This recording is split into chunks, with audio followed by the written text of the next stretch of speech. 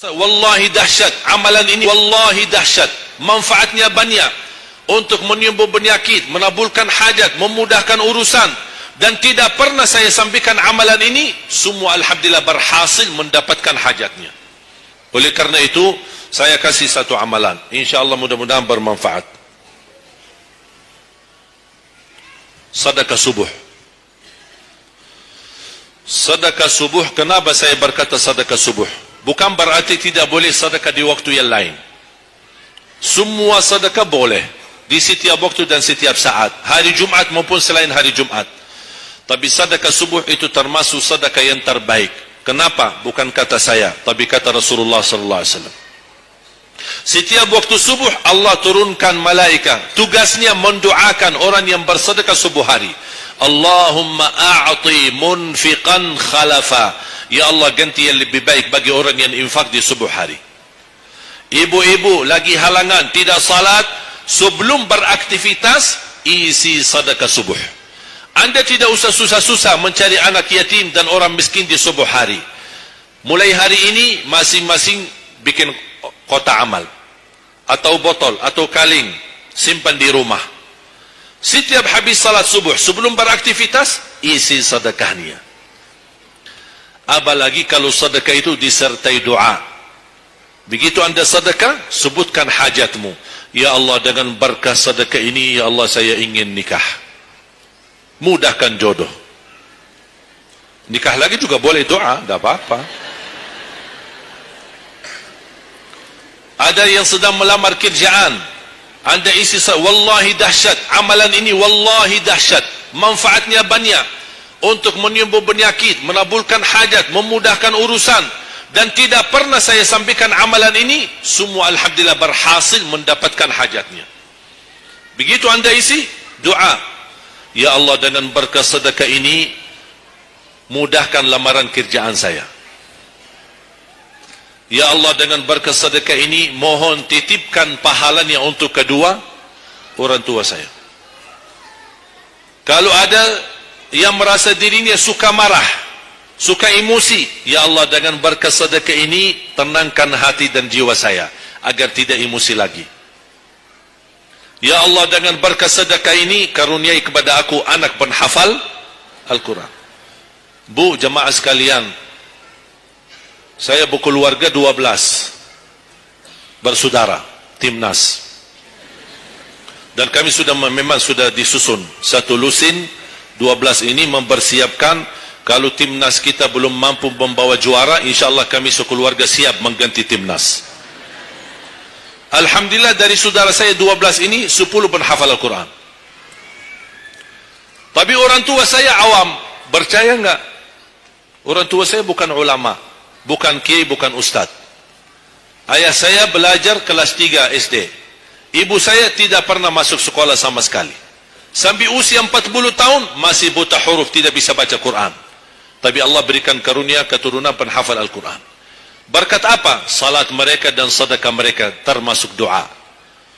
Itu perjuangan mereka. Alhamdulillah, sekarang ayah saya, ibu saya penghafal Al-Quran, yang jadi gurunya anak dia sendiri. Sekarang di Indonesia saya bawa 5 adik saya dan ditugaskan menjadi imam tarawih. Saya bawa mereka pindah dari Arab kemari. Ada 5. Yang perempuan sudah dinikahkan sama orang Indonesia, orang Jakarta. Dan saya dorong adik saya yang perempuan untuk menghafalkan suaminya biar jadi penghafal Quran. Yang 4 laki-laki, ada yang 2 bawa istrinya masing-masing dari Arab, yang 2 lagi saya nikahkan di Indonesia sama orang Indonesia. Ada 1 sama orang Sunda, 1 sama orang Lombok. Jangan khawatir Bu, masih ada lagi, masih ada lagi. Bahkan saya dorong adik-adik saya semua wajib nikah 4. Masing-masing 4 istri. Kenapa? Supaya banyak keturunan. Kalau bisa setiap satu istri 12, satu lusin. Masya Allah, luar biasa. Mengapa? Karena kita punya perjuangan yang masih panjang. Cita-cita saya mencetak 1 juta penghafal Al-Quran di Indonesia. Ketika saya datangkan adik saya tugaskan sama mereka dan tegas. Kalau kalian datang hanya mau berhiburan, pulang. Kalian di sini untuk bersama-sama memperjuangkan untuk mencetak 1 juta penghafal Al-Quran. Dan alhamdulillah program ini sudah jalan. Dan kita terus memperjuangkan, dan saya harap semua jamaah insya-Allah berkenan terlibat dalam program ini. Cita-cita saya, semua masjid se-Indonesia insya-Allah diimami imam penghafal Al-Quran 30 juz. Bahkan lebih hebat lagi cita-cita saya, insya-Allah saya yakin akan terjadi. Insya-Allah di demikian hari, di waktu yang Allah insya-Allah tentukan, insya-Allah presiden kita penghafal Al-Quran. Coba, ya Allah, rasanya enak. Langsung diumumkan di Masjid Istiqlal, khatib dan imam salat Idul Fitri, penghafal Al-Quran 30 juz, Presiden Republik Indonesia. Oh, mantap. Imam salat Idul Adha, Presiden kita. Salat Jumat, khatib dan imam, Presiden kita. Tidak perlu ganti imam. Udah, tidak perlu ganti imam, subhanallah, luar biasa. Coba, saya kagumi ketika membaca dan melihat YouTube-nya Presiden Erdogan, Turki. Walaupun beliau bukan penghafal Al-Quran, tapi murattal bacaannya beliau, Masya Allah. Mana ada sekarang presiden di dunia Islam sebagaimana bacaannya yang benar. Ini sudah saatnya, tapi bukan sekarang ya, nanti maksud saya, sabar dulu. Nanti jadi kacau nanti semua. Nah, sabar dulu. InsyaAllah ada waktunya. InsyaAllah. Mulai dari sekarang kita ayo bersama-sama mempersiapkan untuk kalau anda gagal menjadi penghafal Al-Quran, jangan gagal anakmu, cucumu, generasi yang ini semua. Kita melihat, saya bangga. Kenapa saya semangat untuk mencetak 1 juta penghafal Al-Quran? Itu berkatnya acara Hafiz Indonesia. Nonton kalau acara Hafiz Indonesia? Nangis ya? Alhamdulillah. Habis tisu kan? Tahu enggak salah satu karunia Allah untuk Indonesia? Ada teman saya berusaha punya TV di Arab. Beliau ingin membuka dan membuat acara Hafiz Indonesia versi Arab, tapi gagal. Kenapa? Karena tidak menemukan jumlah yang banyak penghafal Al-Quran di bawah usia 10 tahun. Hanya Indonesia saja. Malaysia kalah, Indonesia saja. Di bawah 10 tahun. Dan sayang sekali, memang anda yang nonton acara Hafiz Indonesia, anda nonton acara yang sudah jadi, tapi anda belum tahu apa yang kami berjuangkan di belakang layar.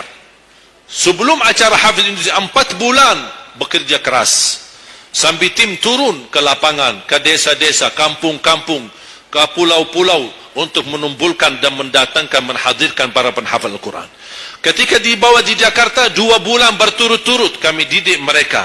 Yang awalnya pemalu, awalnya ada yang mohon maaf, kencing di celananya sendiri, saking tidak berani, takut. Alhamdulillah sekarang menjadi mereka pemberani. Bahkan mereka berlumba-lumba azan subuh. Mereka berlumba-lumba membangunkan sesama saudaranya. Sama-sama tertib, makan. Kita menghadirkan dokter kesehatan, kita menghadirkan dokter psikologi jiwa untuk menjaga perasaan mereka selama 2 bulan.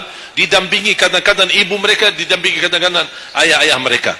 Dan semua rata-rata sepakat orang tua mereka, tidak pernah kami merasakan bangga memiliki anak sebagaimana kami melihat perjuangannya di Hafiz Indonesia. Dan alhamdulillah begitu selesai acara Hafiz Indonesia, kami tidak tinggalkan mereka. Kami terus kawal, kami terus pimpin. Dan alhamdulillah mereka di kampung masing-masing sudah membangun rumah tahfiz. Ada yang membangun pesantren untuk mencetak dan melahirkan jumlah yang banyak penghafal Al-Quran. Dan ini perjuangan luar biasa. Tidak mudah. Berapa biaya yang dikeluarkan. Dan mohon maaf, belum ada sponsor yang bisa mensponsori kita dan membayar full untuk kita. Kita terus bekerja keras. Dan alhamdulillah masih Allah hantarkan kepada kita orang yang dermawan, orang yang baik, yang berduli dengan dan mencintai Al-Quran. Allah anugerahkan.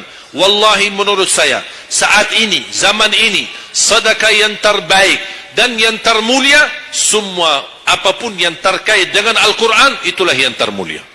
Makanya boleh anda ketika anda bersedekah, jangan lupa disertai doa. Di antaranya, anugerahkan ya Allah Indonesia menjadi negara Al-Quran. Tapi tolong fokus. Kalau anda isi sedekahnya, tolong disesuaikan. Jangan isi sedekahnya koin, teng, tapi doanya sampai terbit matahari. Tidak ada malunya. Kata Allah, koin-koin aja sedekahnya, doanya dah habis-habis. Hajatnya panjang, lebar. Malu kita.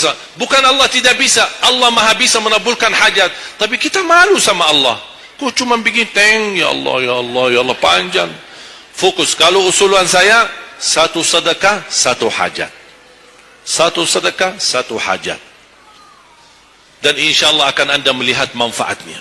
Mudah-mudahan semua yang hadir, insyaAllah menjadi keluarga besar 1 juta penghafal Al-Quran. 1 juta mencetak penghafal Al-Quran. 1 juta keluarga Al-Quran yang insyaAllah akan membangun generasi baru yang membawa Indonesia menjadi baldatun tayyibatun wa rabbun ghafur, dan di masa yang akan datang insyaAllah Indonesia menjadi lebih baik. Amin ya rabbal alamin. Barakallahu fikum. Terima kasih, semoga bermanfaat. Kurang lebihnya mohon maaf. Mungkin ada panitia ingin menyampaikan selanjutnya. Wallahu a'lam. Subhanakallahumma bihamdik, asyhadu an la ilaha illa anta, astaghfiruka wa atubu ilaik. Wassalamu alaikum warahmatullahi wabarakatuh.